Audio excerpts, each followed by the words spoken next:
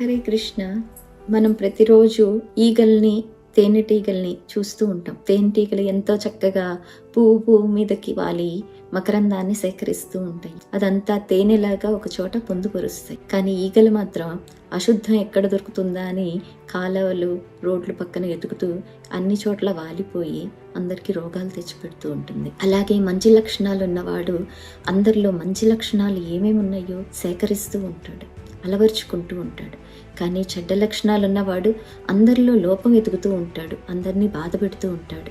So తేనె భగవంతుడి సేవలో ఎలా అయితే వినియోగించబడుతుందో అలానే ఈ మంచి లక్షణాలున్న వ్యక్తి కూడా అందరికీ, సమాజానికి ఉపయోగకరంగా ఉంటాడు. కానీ ఇలాంటి చెడ్డ లక్షణాలు ఉన్నవాడు ఈగల్లాగా అందరికీ హానికరం చేస్తాడు. అందరం కూడా మనం తేనెటీగలాగా అందరిలో మంచి లక్షణాలను మాత్రమే చూద్దాం. హరే కృష్ణ.